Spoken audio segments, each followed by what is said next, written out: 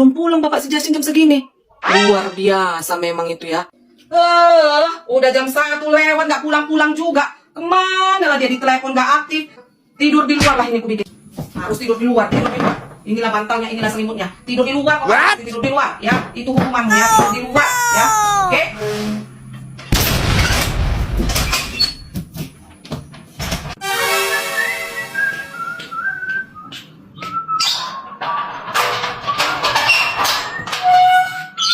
Alamak, udah dikunci pintu, Pak. Ya, ini apa pula maksudnya ini, kok udah ada bantal sama selimut di luar ini? Mak, gawat kita mati anak yang belum kayak gini. Hancur mau tidur di luar suruh berarti ini. Ma. Ma.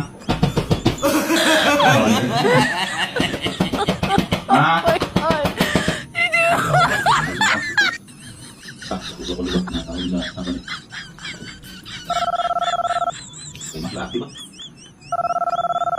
Laki. Ini kalau dari keluar kayak gini, Pak. Hidup luar lagi. Aduh,